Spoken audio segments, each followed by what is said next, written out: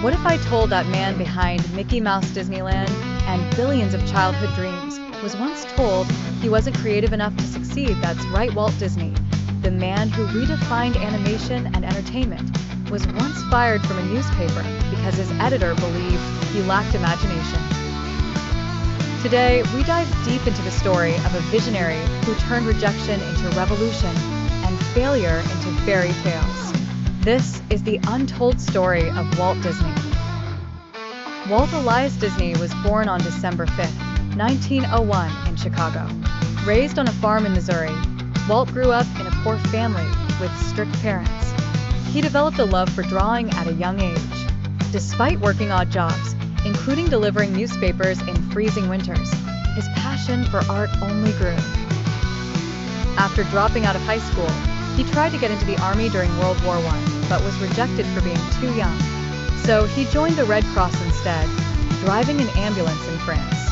But even during war, he sketched cartoons on the side of his vehicle.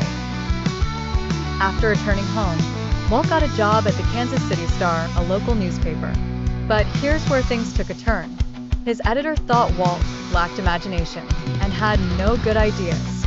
He was fired for not being creative enough. Can you believe that?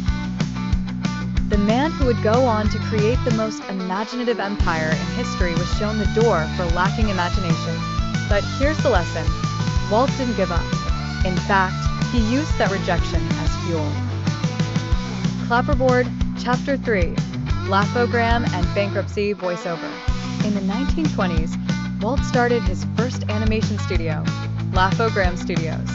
He produced short cartoons and fairy tale adaptations, even created a live-action/animation hybrid called Alice's Wonderland. But business wasn't good. Walt was young, broke, and inexperienced in managing a studio. The company soon went bankrupt. With just $40, a suitcase, and a dream, Walt headed to Hollywood. That's right, Walt Disney went to Hollywood with nothing except his ideas and relentless belief in himself. In California, Walt and his brother Roy started the Disney Brothers Studio. After losing the rights to one of his earlier characters, Oswald the Lucky Rabbit, Walt knew he needed something original, something iconic. And that's when Mickey Mouse was born. Voiced by Walt himself, Mickey debuted in Steamboat Willie, 1928, one of the first cartoons with synchronized sound. It was a hit, a global phenomenon. The man once told he lacked creativity had created the most beloved character in animation history. But success didn't mean peace. Walt Disney faced constant battles with money, technology, and even his own staff. When he made Snow White and the Seven Dwarfs, critics called it Disney's folly. They said no one would watch a full-length animated movie. Banks refused to fund it. Animators worked day and night, and Walt even mortgaged his home to finish the film. When it finally released in 1937, it became the highest-grossing movie of its time.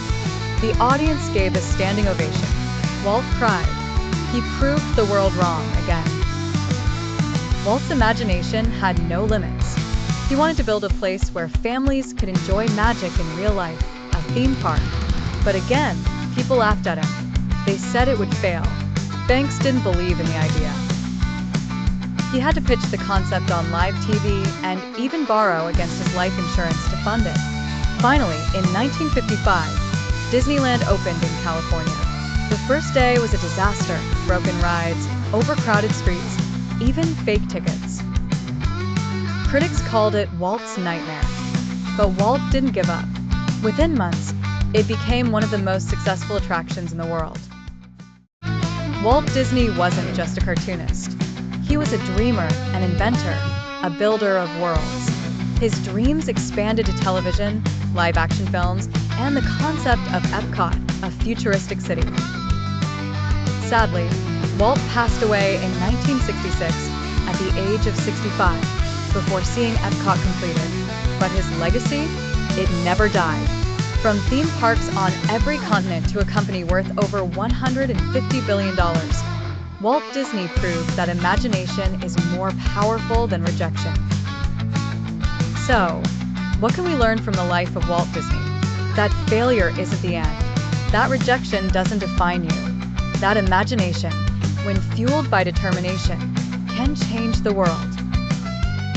Walt Disney wasn't just a creator. He was a believer. And the next time someone tells you that your dreams are too big, just remember, Walt Disney was fired for lacking creativity. And he built a kingdom. If he can, maybe you can too. Like, share, and subscribe for more true inspirational stories that prove failure is just the beginning of greatness.